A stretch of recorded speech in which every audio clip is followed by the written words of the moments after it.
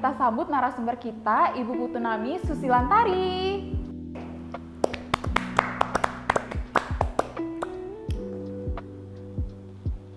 Ya, silahkan duduk Ibu. Halo Ari. Halo Ibu. Halo, selamat pagi. Welcome to my channel. Perkenalkan, saya Kada Eri Widyasari selaku mahasiswi Magister Manajemen di Fakultas Ekonomi dan Bisnis Universitas Udayana. Hari ini kami akan membahas terkait dengan HR Management Strategic, yakni terkait dengan People Analytics. Nah, teman-teman udah pada tahu belum sih terkait dengan People Analytics? Jadi sebelum kita masuk ke wawancara, saya akan menjelaskan sedikit terkait.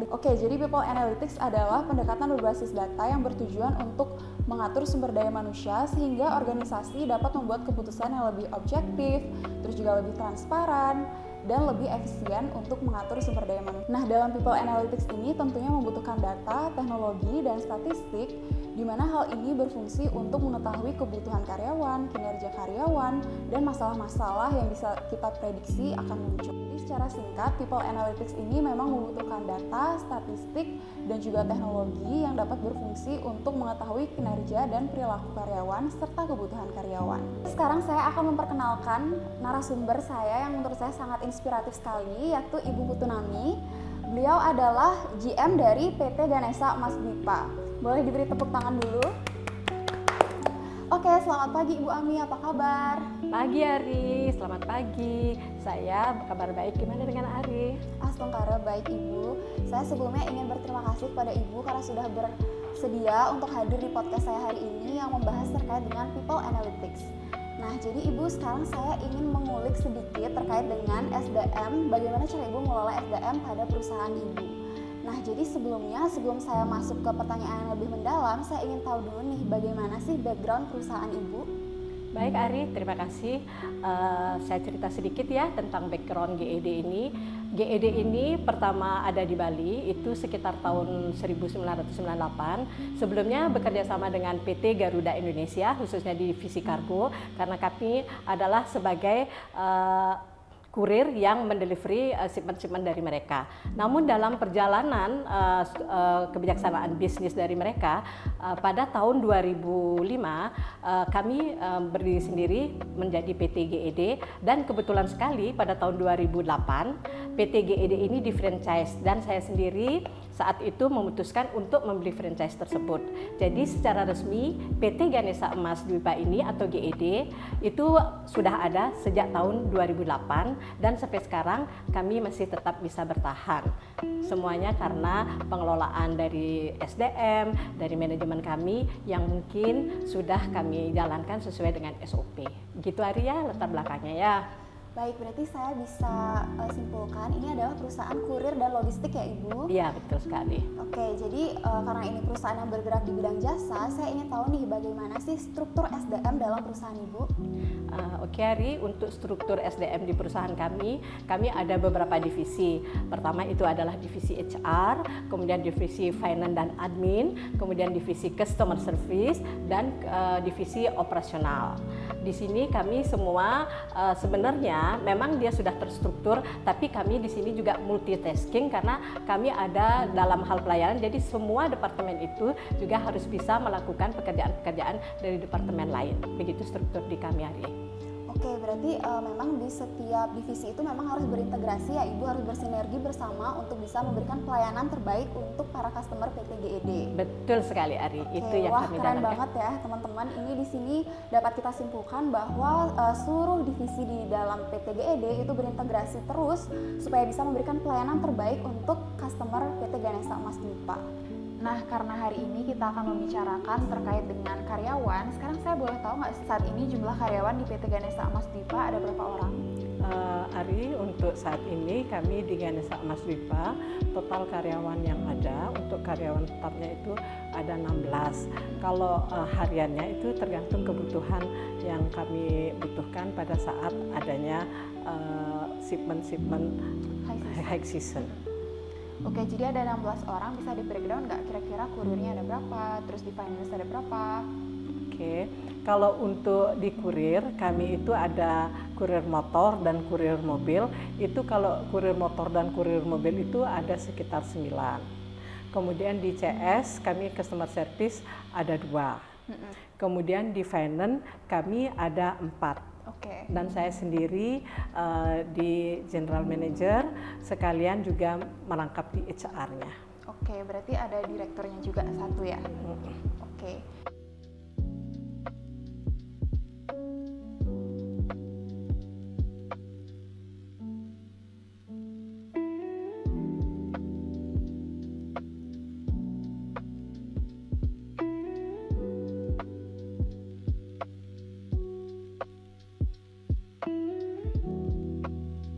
Baik, kita akan masuk ke segmen selanjutnya, di mana kita akan membahas terkait dengan fungsi People Analytics, yakni Descriptive Analytics.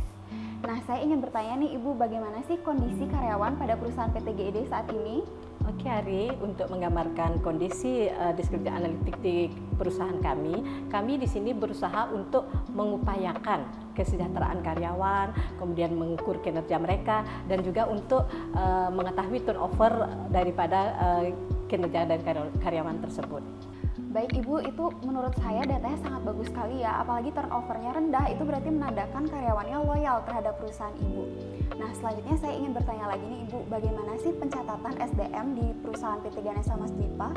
Oke Ari, kalau untuk pencatatan SDM, kami di sini masih menggunakan kombinasi secara manual dan otomatis. Misalnya, kalau yang otomatis itu biasanya sistem penggajian, sistem absensi, kemudian yang manual mungkin banyak hal pencatatan, misalnya inquiry customer itu pun juga kita sudah otomatis. Selain itu mungkin untuk hal-hal yang belum kita bisa otomatiskan, kita masih catat secara manual.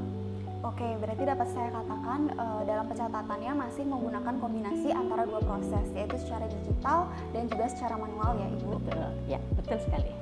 Baik teman-teman, karena saat ini saya sedang mewawancarai terkait dengan perusahaan jasa, yakni PT Ganesha Mas Dwipa. Jadi saya ingin tahu nih Ibu, kira-kira apa saja sih HR Metrics untuk mengukur performa layanan courier service? Oke Ri, untuk di GED, metrik untuk indikator metriknya itu adalah kehadiran dan ketepatan waktu staf, kemudian beban kerjanya, kemudian juga kita bisa mengukur dari kepuasan customernya, kemudian juga ada pelatihan, kemudian juga kita ada referensi-referensi dari karyawan untuk memberikan informasi mengenai customer-customer yang ingin memakai jasa kita, dan juga menggunakan produktivitas dari layanan itu sendiri. Baik Ibu, terkait dengan produktivitas berarti kan untuk mencapai kepuasan customer, untuk mencapai produktivitas itu pasti ada KPI-nya ya. Nah, jadi teman-teman buat yang belum tahu terkait dengan KPI, KPI ini adalah Key Performance Indicator, di mana ini bisa menjadi tolak ukur ya Ibu untuk mengetahui apa-apa saja matriks untuk memberikan pada setiap divisi, seperti itu. Iya. Nah, saya ingin tahu nih Ibu, setiap divisi itu apakah ada KPI-nya? Ya Ari, tentu saja untuk menjaga kepuasan pelanggan, kemudian juga untuk menjaga stabilitas perusahaan, kami tentunya setiap departemen itu harus mempunyai KPI. Masing-masing departemen itu ada KPI yang kita ukur setiap bulannya dan kita monitor juga setiap harinya agar tidak terjadi kesalahan-kesalahan ataupun keterlambatan pengambilan keputusan. Jadi KPI ini sangat penting sekali di perusahaan kami, khususnya di bidang jasa. Itu adalah KPI di operasional itu sangat penting sekali karena itu berhubungan sekali dengan kurir kami yang melayani pengiriman kepada customer, kemudian juga memberikan informasi data kepada office kami. Jadi setiap ada pertanyaan akan bisa kita memberikan jawaban sesuai dengan waktu yang memang kami butuhkan. Gitu. Baik. Ya. Berarti memang Key Performance Indicator itu penting sekali ya Ibu untuk mengukur produktivitas karyawan dan tentunya untuk mencapai objektif dari perusahaan itu sendiri. Betul sekali Ari. Semua KPI itu sangat-sangat kami butuhkan untuk bisa mengambil keputusan baik dari manajemen ataupun untuk bisa menyampaikan kepada customer apa yang kondisi dari pengiriman mereka sudah ada di mana secara real time. Baik. Begitu ya. Wah, keren banget ya Ibu. Memang ya teman-teman, setiap perusahaan itu memang harus ada KPI-nya tersendiri, terutama di setiap divisi untuk mengukur, untuk menjadi tolak ukur sehingga objektif dari perusahaan tersebut dapat tercapai dengan maksimal. Baik Ibu, kalau tadi kita sudah berbicara tentang KPI, sekarang saya ingin mencari tahu terkait dengan tantangan pada PT GED ini. Nah, kira-kira apa saja sih masalah yang kerap muncul pada proses pengiriman barang? Kerry, karena ini kami ada di jasa layanan dan kami tentunya juga bekerja sama dengan pihak ketiga atau pihak lain. Biasanya kejadian-kejadian atau hal-hal yang membuat keterlambatan itu adalah biasanya dari sisi penerbangan, itu mengalami keterlambatan pengiriman. Kemudian juga kadang-kadang juga ada juga sedikit komplain dari customer karena adanya keterlambatan tersebut. Itu saja sih yang biasanya terjadi di dalam perusahaan kami, Ri. Oke, berarti terkait dengan keterlambatan yang disebabkan oleh Pihak ketiga. Yang disebabkan oleh pihak ketiga. Iya. Nah, berarti itu dapat saya katakan itu adalah faktor eksternal yang memang agak sulit kita kontrol ya Ibu. Oke. Nah, kira-kira ada nggak sih usaha preventifnya untuk mengatasi hal tersebut? Baik Ari, karena kita ini di PT Ganesha Emas Dwipa ini menggunakan sistem itu yang dimulai dari saat customer itu melakukan inquiry, kemudian melakukan pengiriman, kemudian di pick up dan selanjutnya itu diproses di kantor kami. Jadi semua data itu sebelumnya sudah masuk. Jadi sebelum barang itu tiba di kantor kami yang ada di Denpasar, itu sudah terlihat di sistem kami bahwa shipment itu sudah terkirim. Hanya saja kadang-kadang dari pihak penerbangan itu karena kondisi cuaca atau kondisi teknis dari mereka, kadang-kadang itu mengalami delay. Dari itu kita sudah bisa tahu delaynya itu berapa jam karena kita mendapatkan pemberitahuan. Jadi preventifnya kita akan menginformasikan ibu bapak bahwa saat ini penerbangan mengalami keterlambatan, jadi kami akan delay melakukan pengantaran ke tempat ibu. Itu biasanya yang kami lakukan dari sisi preventifnya. Oke Ibu, berarti memang sangat penting ya untuk mengetahui lebih dulu kira-kira apa saja hambatan yang terjadi di luar, sehingga kita juga bisa memberikan komunikasi terbaik kepada customer, sehingga customernya juga ngerasa lebih aman dan nyaman nih untuk menggunakan servis Ibu. Betul sekali. Tapi bisa saya tambahkan juga Ari, untuk faktor internal pun juga ada. Kadang-kadang kan volume shipment itu kan setiap harinya berbeda-beda. Kadang itu ada high season, ada low season.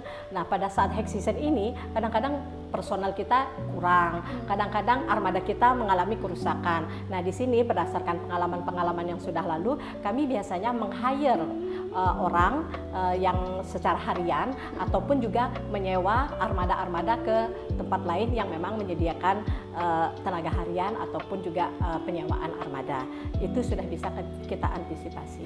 Oke, berarti terkait dengan kekurangan karyawan pada saat volume tinggi itu bisa menggunakan karyawan outsourcing, Ibu. Betul. Nah, dengan sistem pembayarannya itu dengan sistem harian. Iya, betul sekali. Nah, jadi itu berarti kan disebabkan karena memang sedang high season. Jadi volume barang naik, kapasitasnya naik, maka itu kita membutuhkan karyawan yang lebih untuk bisa membantu perusahaan sehingga tetap bisa berjalan operasionalnya dengan baik seperti itu ya, Ibu. Betul sekali. Baik, terima kasih Ibu. Oke teman-teman, tadi baru saja kita mendiskusikan dengan Ibu Butunami terkait dengan lagging indikator, di mana ini adalah masalah-masalah yang kemungkinan sering terjadi di lapangan, utamanya di perusahaan jasa, logistik, dan pengiriman barang. Jadi teman-teman, kalau misalnya lagging indikator itu ada beberapa jenis nih permasalahannya, ada yang tersebabkan dari internal dan ada juga masalah eksternal. Dari hasil wawancara saya dengan Ibu Putunami tadi, kalau yang internal itu memang dari kekurangan karyawan ketika sedang high season. Sedangkan kalau dari eksternal tentunya dari pihak ketiga yang kita tidak bisa prediksi, entah itu karena delay pesawat dan lain-lain. Teman-teman, baru saja tadi kita sudah mendiskusikan terkait dengan yang namanya lagging indicator. Jadi lagging indicator itu adalah membahas terkait dengan masalah-masalah apa aja nih yang sering muncul pada perusahaan PT Ganesha Emas Dwipa, yakni perusahaan yang bergerak di bidang jasa dan logistik pengiriman barang. Dapat kita simpulkan bahwa memang masalah itu terjadi karena faktor internal dan eksternal. Kalau secara internal itu memang pada saat high season, PT Ganesha Emas Dwipa biasanya kurang nih tenaga kerjanya. Jadi dia menggunakan solusi dengan meng-hire tenaga outsourcing. Nah, kalau dari segi eksternal itu biasanya memang kita tidak bisa mengontrol apa yang terjadi, yakni misalnya masalah yang terjadi karena pihak ketiga, entah itu delay pesawat dan lain-lain. Tapi di sini dapat kita ketahui bahwa PT Ganesha Emas Dwipa sudah memiliki solusi yang tepat atas segala permasalahan yang mungkin muncul.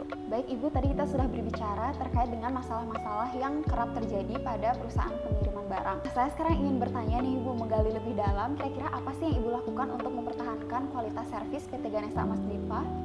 Oke Ari, biasanya kami untuk tetap bisa mengontrol kualitas servis kami kepada customer ataupun juga untuk menjaga biar karyawan itu tetap merasa fresh di perusahaan, kami itu biasanya rutin sekali melakukan evaluasi bulanan di mana semua departemen itu akan melakukan diskusi apa yang sudah kita lewati di bulan berjalan, kemudian hal-hal apa yang bisa kita tingkatkan, dan juga kita rutin melakukan pelatihan-pelatihan eksternal yang difasilitasi biasanya dari pemerintahan ada, kemudian juga dari perusahaan-perusahaan yang memang menjual jasa untuk pelatihan-pelatihan tersebut Ari.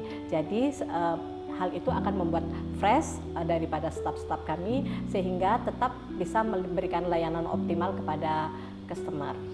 Oke, jadi itu masuk ke dalam training and development. Betul. Jadi dalam proses untuk bisa memberikan kepuasan terbaik kepada customer, PT Ganesha Emas Dwipa ini rutin mengadakan yang namanya training ya berarti Ibu? Iya, internal training maupun eksternal yang dilakukan oleh pihak ketiga ataupun juga dari pemerintah yang biasanya rutin ada setiap tahunnya itu. Oke, boleh nggak sih Ibu di breakdown sedikit kalau internal training itu contohnya seperti apa? Biasanya kalau internal training itu kita kadang-kadang manggil dari salah satu staf kami yang memang mempunyai ilmu tentang pengiriman, itu biasanya datang dari kantor pusat, bagaimana kebijakan-kebijakan yang baru tentang regulasi pengiriman, itu biasanya internal, juga bagaimana cara menghandle komplain, bagaimana juga cara menghitung cara delivery yang efektif dan efisien, itu biasanya yang internal.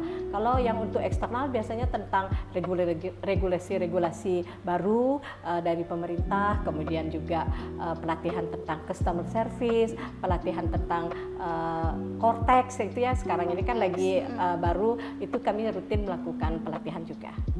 Berarti memang sangat dibutuhkan sekali ya untuk tetap improve skill-skill dari para karyawan di PT Ganesha Emas Dwipa.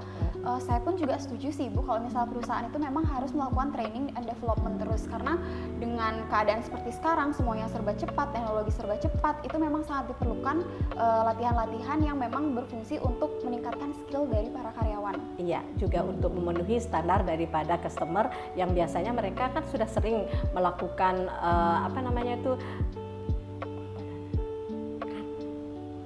ngomong aja dia begitu kebutuhan customer yang memang harus up to date.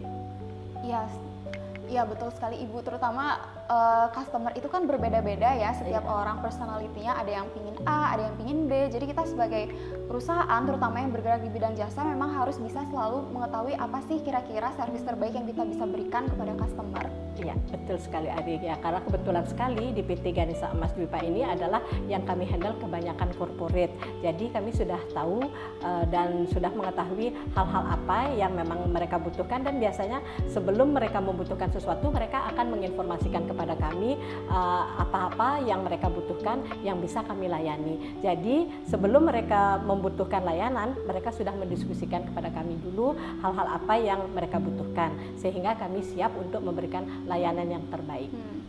Oke, jadi berdasarkan pengalaman-pengalaman itu berarti Ibu sudah bisa memprediksi ya kebutuhan customer seperti apa sehingga tetap bisa menjaga kualitas dan bisa memberikan servis yang terbaik. Betul sekali. Itu yang kami saat ini lakukan Ari, karena kami di sini kan melayani banyak kebutuhan-kebutuhan dari customer yang corporate. Nah, yang corporate ini kan memang treatmentnya itu sangat berbeda dengan personal. Yang corporate ini kebetulan sudah kami layani sejak berdirinya GED dan masih eksis sampai saat ini. Jadi pelayanan kami menurut mereka adalah pelayanan yang sesuai dengan ekspektasi mereka. Oke, wah insightful banget ya teman-teman sharing dari Ibu Putu Nami ini terkait dengan PT Ganesha Emas Dwipa.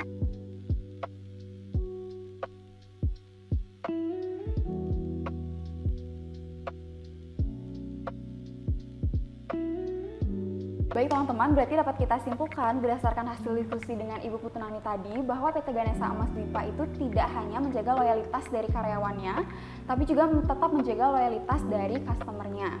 Which is itu adalah tujuan perusahaan yang pastinya ingin dicapai oleh setiap perusahaan terutama di bidang jasa.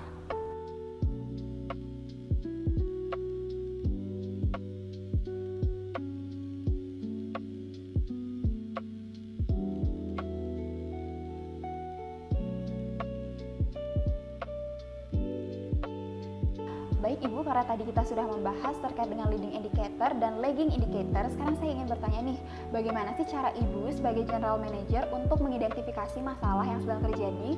Jadi misalnya contohnya kayak gini Ibu, misalnya ada keterlambatan pengiriman, gimana sih caranya Ibu menganalisis penyebab terjadi hal tersebut?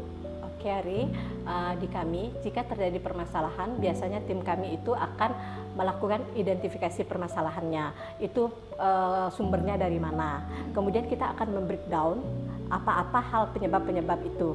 Kemudian selanjutnya kami akan mencari solusi, kemudian mengimplementasikan. Selanjutnya kedepannya kita akan mengevaluasi. Contoh, misalnya ada keterlambatan, kita akan cek ini, kenapa sih itu barang itu bisa terlambat? Oh ternyata kurir pada saat mengambil kiriman itu tidak sesuai dengan apa yang sudah diambil.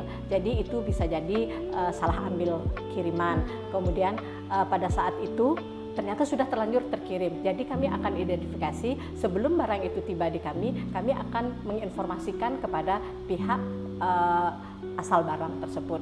Jadi akan diidentifikasi, kemudian kita breakdown, kemudian baru kita implementasikan, kita menginformasikan kepada customer bahwa itu ada kesalahan pengambilan barang. Seperti itu pemecahannya kami, Ari.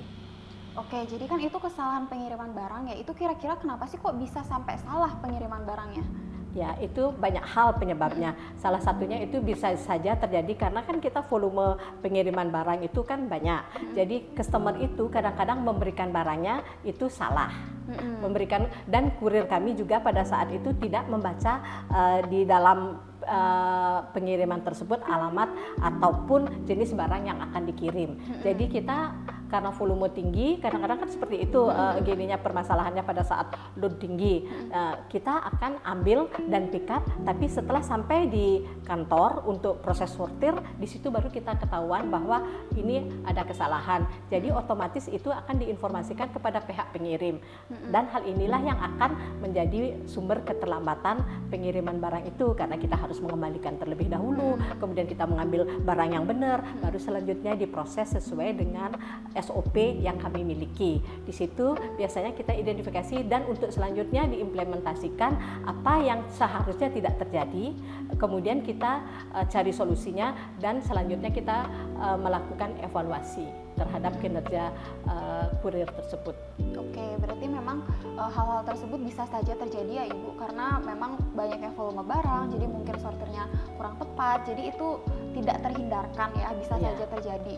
Nah, berarti yang solusi yang Ibu berikan adalah tetap komunikasi yang tepat kepada para customer seperti itu. Iya, betul sekali, dan juga memberikan pengarahan kepada kurir untuk lebih hati-hati dan lebih teliti untuk kedepannya dalam hal pengambilan barang.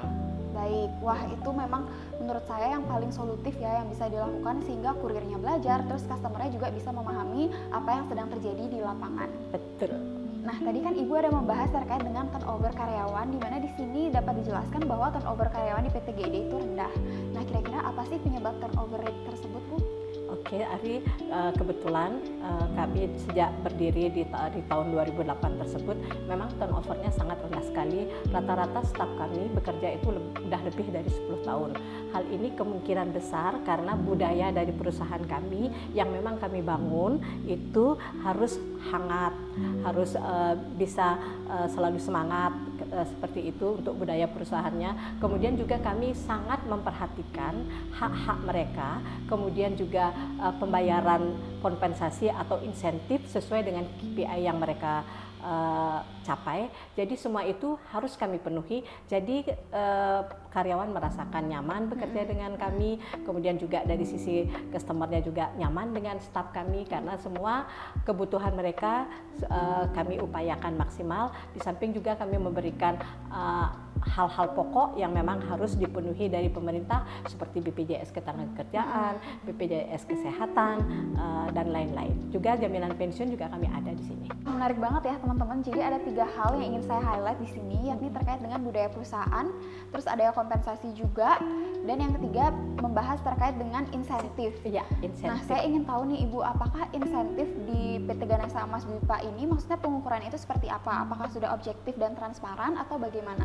Oke, kalau untuk pengukuran KPI di perusahaan kami itu semuanya sudah kami jabarkan dan kami bahas itu setiap melakukan monthly meeting. Di situ semua sudah tertera apa yang harus mereka kerjakan, apa yang menjadi target mereka, kemudian bagaimana cara mencapainya, dan skor-skor yang mereka harus penuhi untuk menjaga kepuasan customer dan juga untuk mencapai apa yang menjadi tujuan dari perusahaan itu sendiri.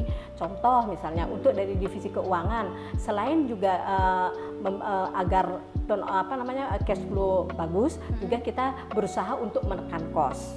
Dan dari sisi marketing kita harus berusaha untuk tetap ada setiap bulannya customer baru.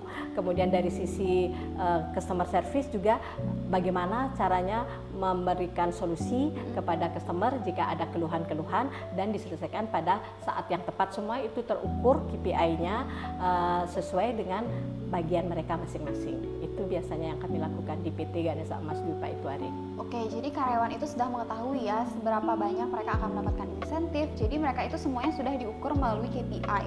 Nah, menurut saya itu adalah hal yang sangat positif sih yang bisa dilakukan oleh perusahaan Ibu. Karena kan kadang ada masalah tuh karyawan itu tidak mengetahui perhitungan insentifnya itu seperti apa. Nah, syukurnya di PT Ganesha Emas Dwipa itu semuanya di breakdown dengan transparan dan objektif berarti ya Ibu. Ya, betul sekali. Nah, tadi kan kita juga sudah membahas terkait dengan masalah-masalahnya, cara memprediksinya seperti apa. Nah, sekarang saya ingin tahu nih seberapa efektif sih proses monitoring yang Ibu lakukan sebelum masalahnya menjadi besar.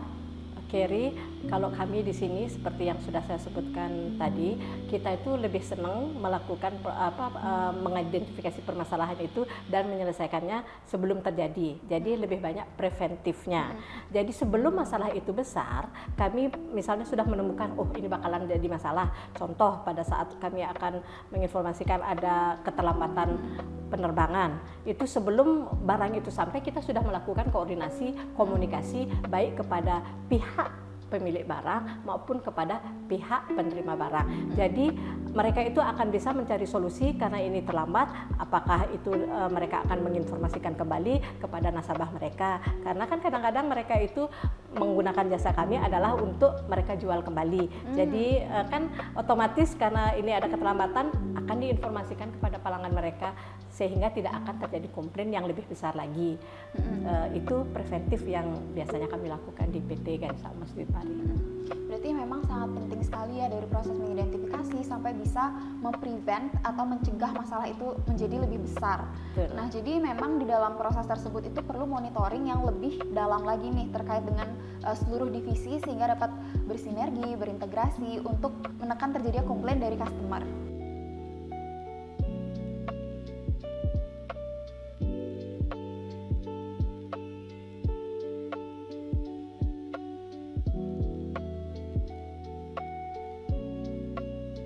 Nah, teman-teman, tadi baru saja kita sudah berdiskusi dengan Ibu Putunami Susilantari selaku GM dari PT Ganesha Emas Dwipa terkait dengan diagnostic analytics, yakni salah satu fungsi people analytics. Di mana diagnostic analytics ini adalah mengidentifikasi penyebab terjadinya masalah. Nah, kalau pada perusahaan jasa yakni pengiriman dan logistik itu tentunya masalah-masalahnya terkait dengan kepuasan customer ya Ibu. Jadi memang ada usaha preventif yang dilakukan sehingga masalahnya tidak terlanjur menjadi besar. Di mana dalam PT Ganesha Emas Dwipa seluruh divisi itu berintegrasi bersama, bersinergi bersama untuk saling berkomunikasi dan mendeliver komunikasi tersebut kepada customer sehingga kepuasan customer tetap terjaga, komplainnya rendah dan loyalitasnya tetap ada dan bahkan meningkat.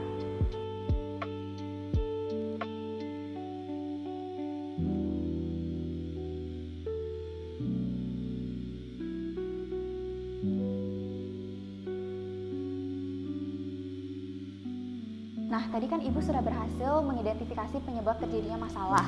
Kalau sekarang kira-kira Ibu bisa nggak sih memprediksi masalah-masalah yang kemungkinan terjadi? Misalnya kalau dalam tenaga kurir itu bagaimana caranya memprediksi pada bulan berikutnya atau pada periode berikutnya sehingga tidak terjadi kekurangan tenaga kurir pada saat high season?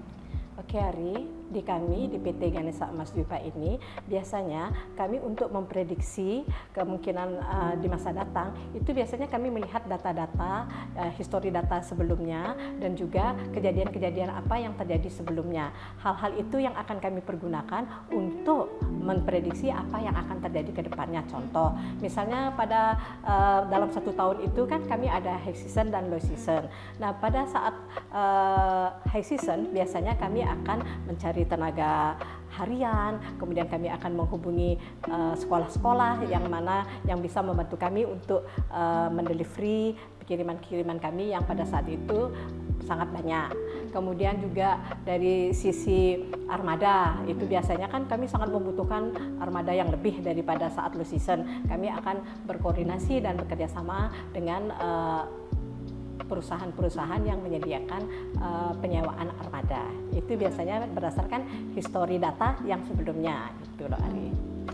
Jadi di sini memang menggunakan data historis ya untuk memprediksi terkait dengan kebutuhan tenaga kurir dan hal-hal lainnya. Iya, seperti armada juga kita juga bisa memprediksi ke depannya apa yang harus kita lakukan.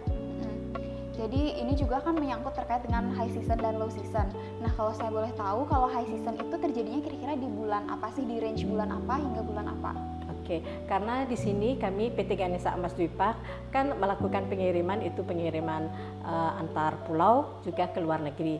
Biasanya kalau untuk high season itu terjadi di bulan Juni. Biasanya mereka sangat sering melakukan pameran-pameran untuk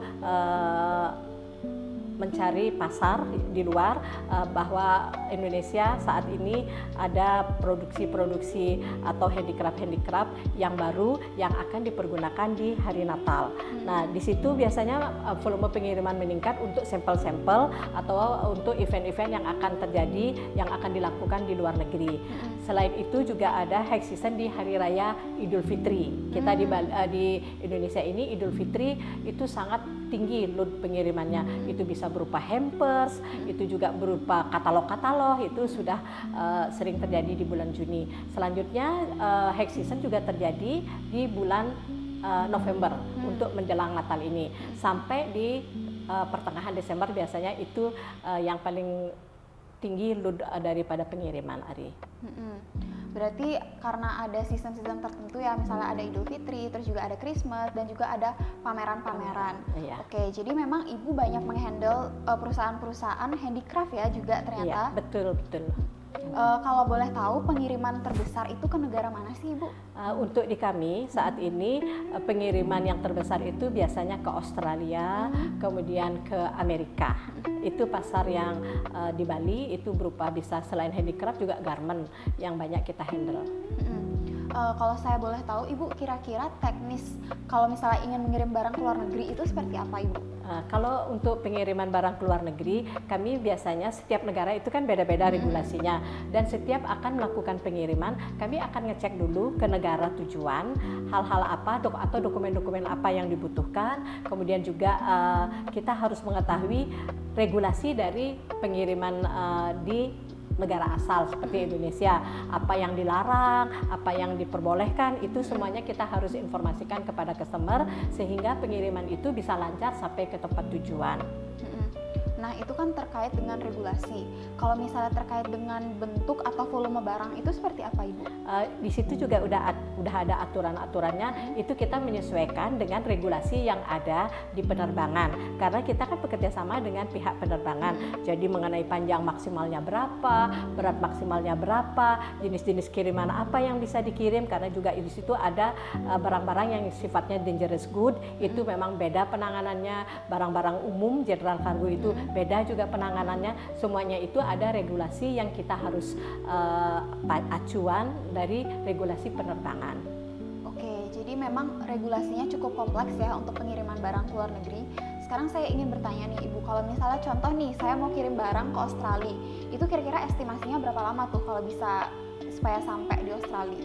Oke, karena kami di sini kita ada pengiriman ekspres ya, khususnya kami di PT Ganesha Emas Dwipa ini adalah pengiriman ekspres.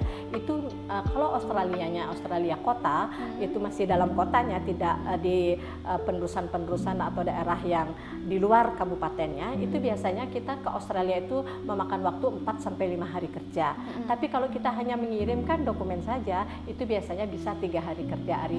Itu semuanya ada sudah lead time-nya. Itu yang bisa kita tracing setiap harinya. Setiap ada pengiriman pada saat pick up itu sudah ada di sistem kami. Kemudian saat itu sudah dilakukan pengiriman berangkat dia misalnya hubnya kami misalnya dari Denpasar, itu tidak langsung ke Australia tapi dari Denpasar ke Singapura dulu. Dari Singapura kemudian baru dia akan berangkat ke Australianya, misalnya Australianya itu kan ada Sydney, ada Perth, ada Adelaide, itu ya ada Canberra, itu akan nanti dipecah atau didistribusikan kembali di Singapura, yang mana shipment atau paket yang akan dikirim ke Sydney itu beda lagi pesawatnya. Itu semua ada SOP kami yang menyebabkan shipment itu selalu on time tibanya.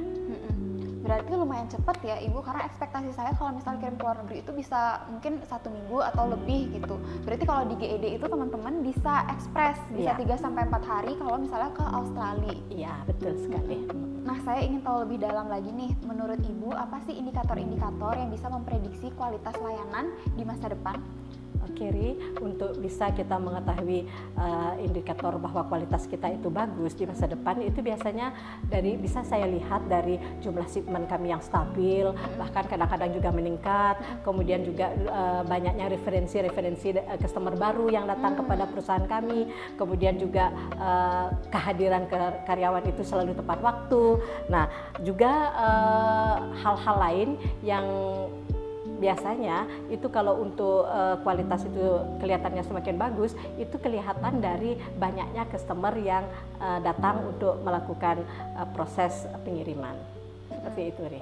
Berarti dapat dinilai juga secara kuantitatif ya, mulai dari banyak sales yang meningkat, terus juga referensi dari terus juga referensi dari customer ke customer lain, itu merekomendasikan PT GED.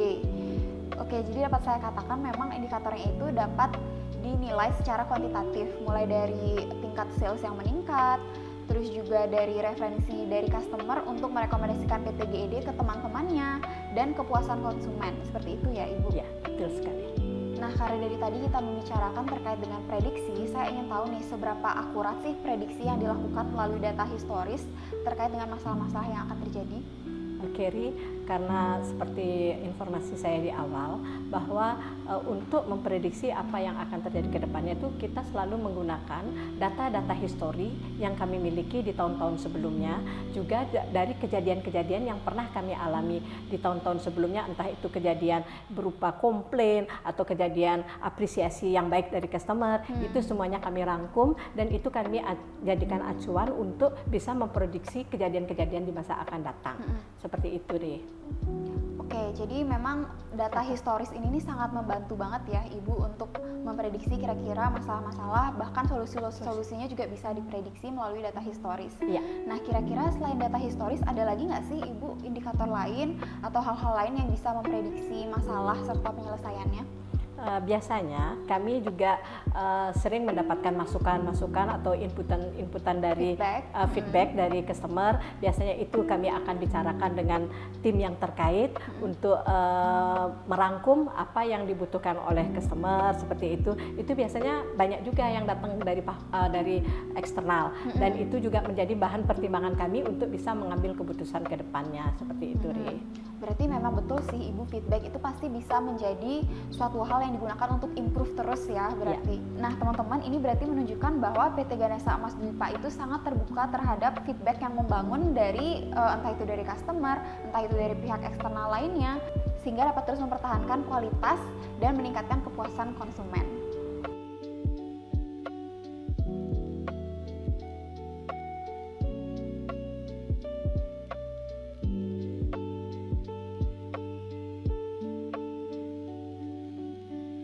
Baik teman-teman, tadi baru saja kita sudah berdiskusi terkait dengan fungsi People Analytics lainnya, yakni terkait dengan Predictive Analytics. di mana predictive analytics ini bisa membantu organisasi atau perusahaan untuk memprediksi kira-kira masalah-masalah yang akan terjadi di masa depan. Jadi kalau di PT Ganesha Emas Dwipa ini, yakni bergerak di bidang jasa, ada dua cara yang paling efektif untuk memprediksi masalah-masalah yang terjadi di masa akan datang. Yang pertama itu menggunakan data historis, dan yang kedua menggunakan feedback dari customer dan pihak eksternal lainnya, sehingga PT Ganesha Emas Dwipa tetap bisa terus improve dan bisa mempertahankan kepuasan konsumen, sehingga hal tersebut menjadi keunggulan kompetitif pada perusahaan PT Ganesha Emas Dwipa.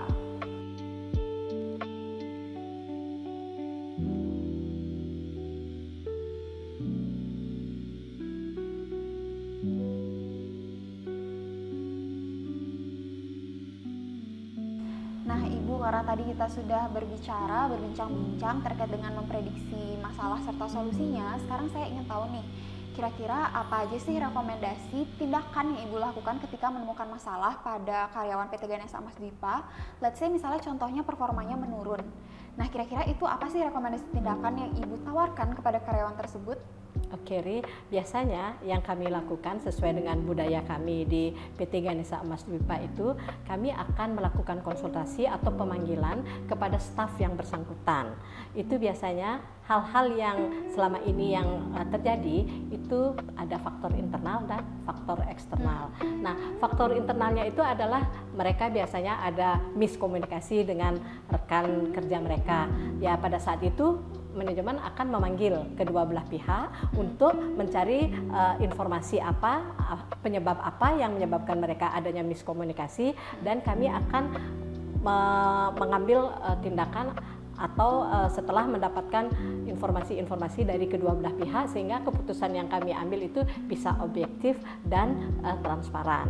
Ya, kalau misalnya contoh dari sisi eksternal, misalnya kadang-kadang ada permasalahan di dalam keluarga mereka, entah itu anaknya sakit, orang tuanya sakit, biasanya kami akan merekomendasikan mereka untuk menyelesaikan dulu permasalahannya mereka di keluarga, nanti selanjutnya pekerjaan-pekerjaan mereka akan dihandle oleh rekan kerja mereka. Seperti itu biasanya yang kami lakukan untuk menangani permasalahan yang terjadi jika ada staf kami yang kami lihat performanya menurun. Kalau misalnya performanya turun, tentu itu penyebabnya ada internal dan eksternal ya Ibu. Kalau secara internal berarti Ibu memanggil kedua karyawan yang bermasalah misalnya dan mendengarkan dari dua perspektif mereka, sehingga dapat menilai masalah tersebut secara adil dan objektif. Nah kalau misalnya secara eksternal, Ibu akan bertanya kepada karyawan terkait masalah apa yang sedang mereka alami, dan ternyata perusahaan juga membantu nih untuk memberikan solusi. Wah, itu menurut saya sangat bijaksana sekali sih Ibu sebagai GM dan sebagai pemimpin di perusahaan. Ya, terima kasih Ari. Memang itu yang kami lakukan. Hal ini juga berdampak sangat besar buat perusahaan karena budaya kami yang memang selalu apapun itu kami komunikasikan. Jadi turnover karyawan itu sangat rendah. Mereka itu serasa di perusahaan itu adalah rumah kedua mereka. Ibaratnya seperti itu, Ri. Wah, kalau saya kerja di perusahaan Ibu kayaknya happy juga sih, karena ternyata budayanya itu suportif banget antara satu sama lain.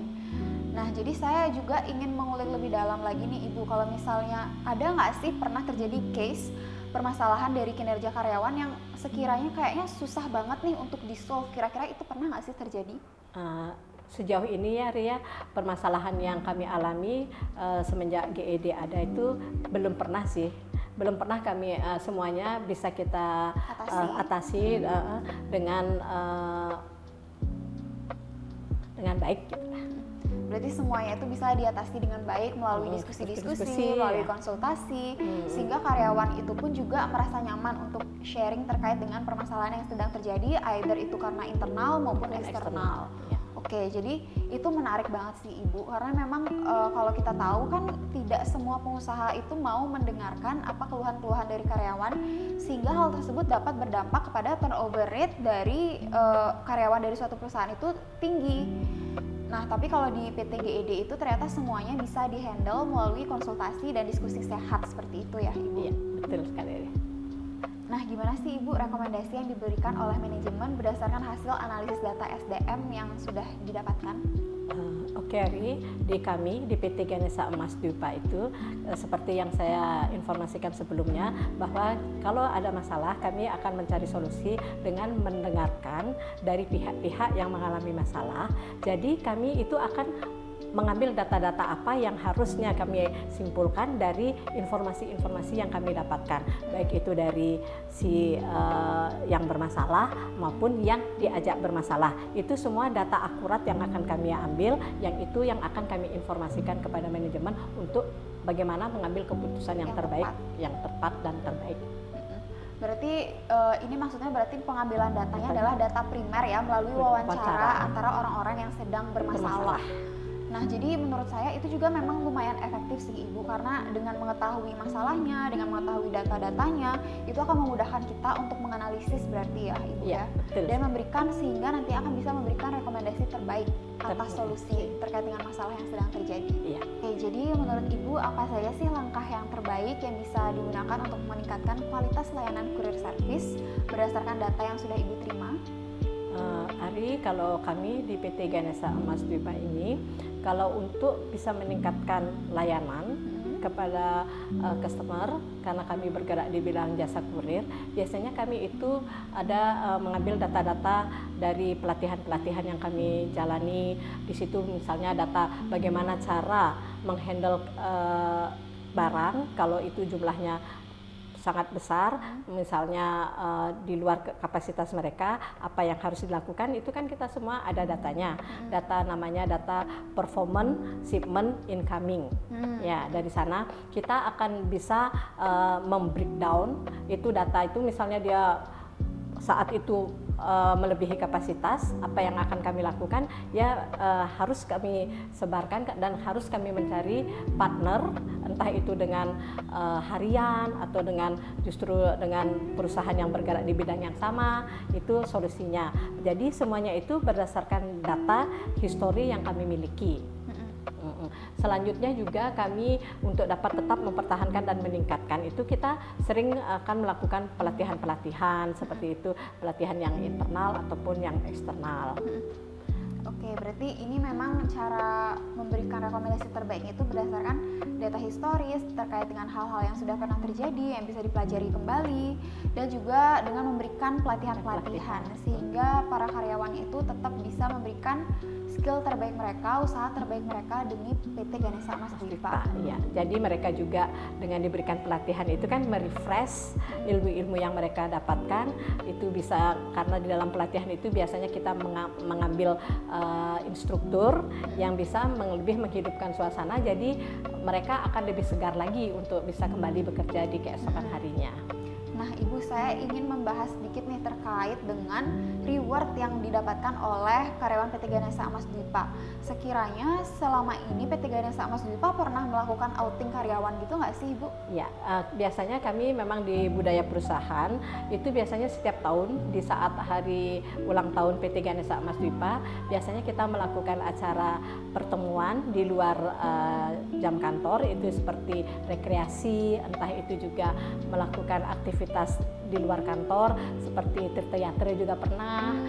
Selanjutnya juga kita ada kompetisi tari gitu antar karyawan, seperti hal-hal yang membuat mereka fresh kembali. Ya, itu biasanya rekreatif, yang entertaining gitulah ya. Itu reward yang bisa kami berikan. Oke, nah kan itu sudah diberikan reward nih kepada karyawannya berupa rekreasi yang sifatnya sangat menghibur. Kira-kira itu berpengaruh nggak sih Ibu terhadap kinerja karyawannya? Apakah dia setelah rekreasi itu kinerja makin baik atau seperti apa?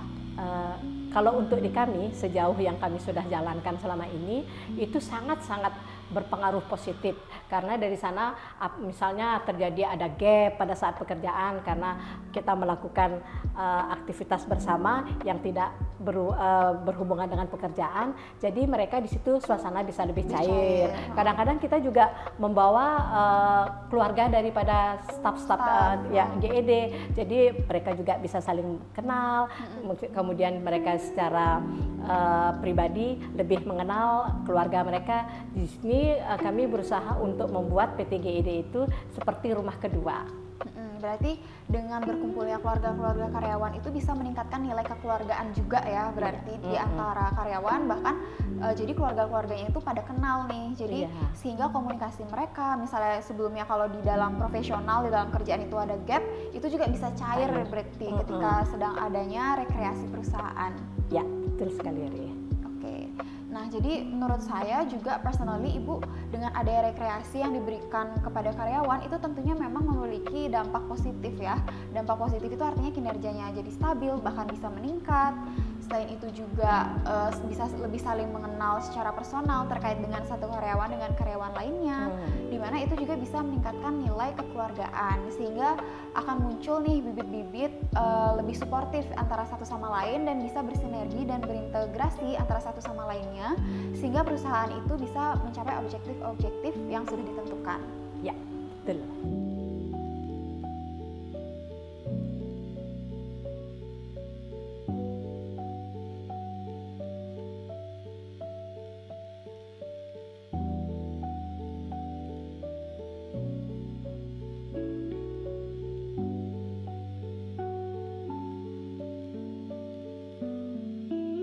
Oke teman-teman, tadi kita baru saja sudah mendiskusikan terkait dengan prescriptive analytics, di mana ini adalah pemberian rekomendasi atas masalah-masalah yang terjadi.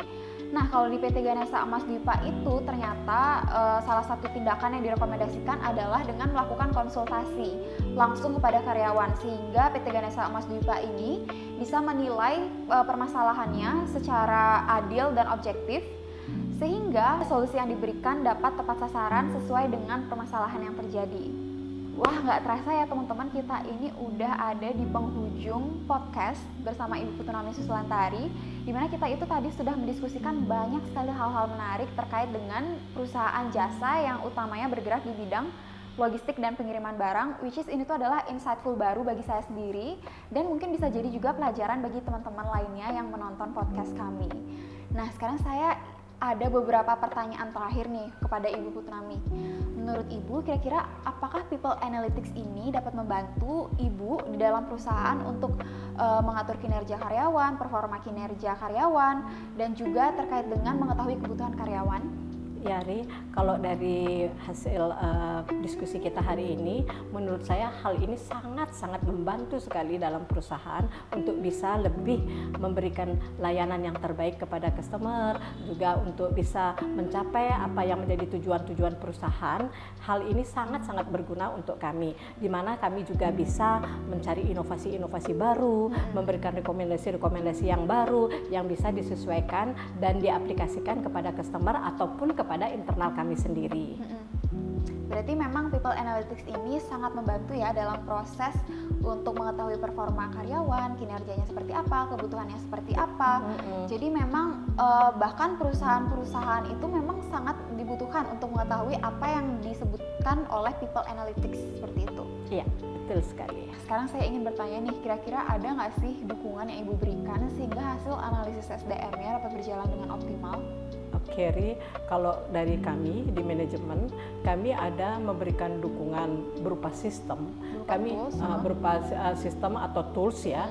Toolsnya itu namanya GIS, GED Integrated System. Ini adalah sistem yang memudahkan mereka dalam menjalankan pekerjaan mereka, khususnya dalam hal kurir dan di services itu semuanya bisa terakomodir di sistem tersebut. Contoh untuk dari sisi kurirnya, di kurirnya itu kita ada namanya sistem pada saat menerima inquiry pengiriman, kemudian pada saat pengambilan pengiriman, kemudian pada saat sortir, dan selanjutnya barang tersebut diterbangkan ke tujuan masing-masing sehingga bisa tiba di tempat masing-masing itu sesuai dengan waktu dan lead time yang ditentukan oleh perusahaan.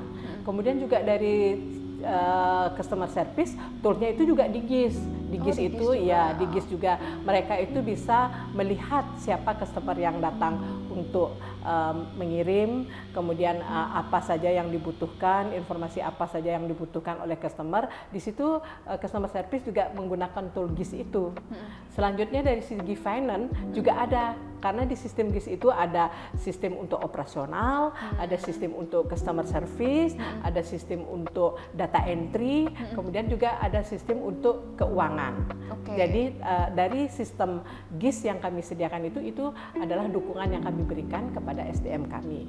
Oke, jadi memang dukungannya itu berupa sistem atau tools ya, sehingga semuanya secara sistematis dapat di-track sehingga dapat memudahkan pekerjaan karyawan.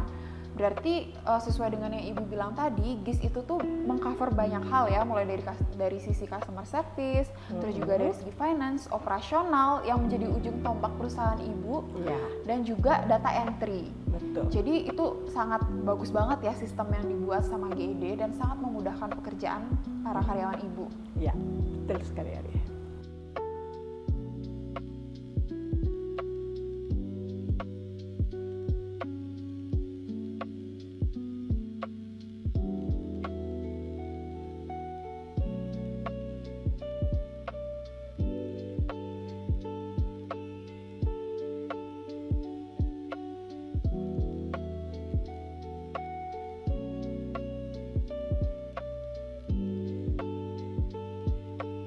Kita sekarang sudah masuk ke pertanyaan terakhir nih Ibu. Jujur saya merasa sangat insightful banget diskusi kita hari ini dan banyak hal-hal yang baru saya ketahui yang bisa saya pelajari. Jadi saya untuk pertanyaan terakhirnya ingin bertanya nih, kira-kira ada nggak sih rekomendasi dan pesan yang ingin Ibu sampaikan? Ari, di sini karena kami bergerak di bidang jasa kurir, itu kan jasa kurir itu permasalahan ataupun peristiwa-peristiwanya itu kan biasanya itu fluktuatif.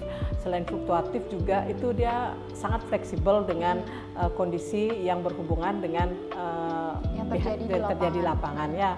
Jadi kami sangat-sangat membutuhkan itu bantuan ataupun campur tangan dari pemerintah, misalnya dalam hal regulasi, dalam hal memberikan pelatihan-pelatihan, sehingga apapun yang menjadi regulasi di negara kita itu bisa kita juga ambil sehingga mengamankan kiriman-kiriman kami sampai ke tempat tujuan.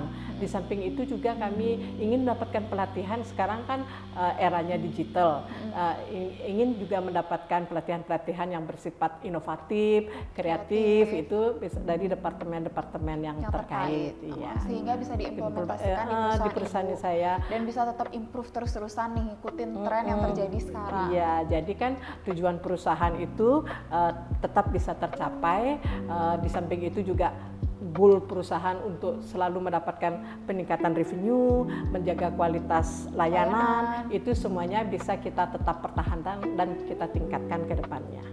Oke, jadi memang tujuan akhirnya itu adalah kepuasan pelanggan.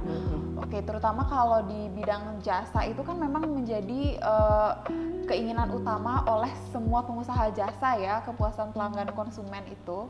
Iya, betul Re. Ya, jadi kesimpulannya di sini kami itu harus banyak bekerja sama juga dengan pihak-pihak lain, baik itu pemerintah, lembaga-lembaga terkait ya, itu akan mendapatkan input-inputan atau insight-insight baru yang bisa menjalankan keberlangsungan perusahaan dari PT Ganesha Emas Dwipa ini. Karena kan memang selain meningkatkan kepuasan pelanggan, selain dengan revenue, kita kan pastinya ingin terus bisa bertahan secara berkelanjutan ya Ibu ya. Oke, nah berkaitan nih dengan pertanyaan ini, berkaitan dengan keberlanjutan, kira-kira perusahaan PT Ganesha Emas Dwipa ini pernah nggak sih melakukan CSR atau misalnya social responsibility terhadap masyarakat, kayak misalnya melakukan charity atau yang lain-lain? Oh ya, kami di sini seperti yang kami informasikan sebelumnya, selain dengan pihak internal, kami juga rutin setiap tahun di acara hari ulang tahun, biasanya kita melakukan charity, itu misalnya ke panti asuhan, ke panti jompo, ataupun dengan masyarakat-masyarakat yang ada di sekitar kami, misalnya memerlukan bantuan apa, ada upacara apa, kami aktif untuk berkontribusi di dalamnya. Oke, jadi memang tidak hanya mementingkan kebutuhan perusahaan saja ya, tapi Ibu juga PT Ganesha Emas Dwipa ini bisa berkontribusi terhadap masyarakat, which is itu bagus banget Ibu ya, bisa berdampak tidak hanya kepada karyawan dan customer, tapi juga bisa ke masyarakat secara luas.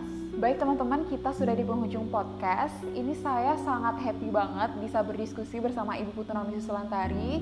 Sekali lagi terima kasih Ibu atas waktunya, atas kesediaannya karena sudah hadir ke podcast saya hari ini yang membahas terkait dengan human resource, tepatnya terkait dengan fungsi people analytics yang diimplementasikan di perusahaan Ibu. Terima kasih juga Ari atas kesempatan yang diberikan untuk mengenal PT Ganesha Emas Dwipa ini. Oke, jadi harapan saya semoga PT Ganesha Emas Dwipa semakin sukses ke depannya. Ibu juga bisa tetap bermanfaat terus kepada karyawan, bahkan kepada masyarakat. Dan hopefully ke depannya PT Ganesha Emas Dwipa tetap bisa mempertahankan keunggulan kompetitifnya, yakni menjaga servis, menjaga jasanya supaya bisa tetap digemari oleh masyarakat, utamanya di bidang logistik dan pengiriman barang. Oke, jadi sekarang kita bisa beri tepuk tangan, beri aplaus kepada Ibu Putu Nami karena sudah bersedia hadir dan berbagi kepada kita. Terima kasih banyak Ibu. Semoga kedepannya kita bisa sharing-sharing lagi nih dengan senang hati Ari. Terima kasih ya. Terima kasih Ibu. Nah, itu dia tadi teman-teman hasil diskusi saya terkait dengan People Analytics dengan Ibu Putu Nami Susilantari. Nah, jadi dapat kita simpulkan nih teman-teman bahwa People Analytics itu memang sangat membantu perusahaan dalam hal ini HR untuk membuat kebijakan berdasarkan evidence based atau berdasarkan bukti dan data. Sehingga keputusan terkait dengan rekrutmen, kompensasi, dan pengembangan karyawan dapat diambil secara akurat. Terima kasih Ibu sudah berkenan hadir. Terima kasih Ari.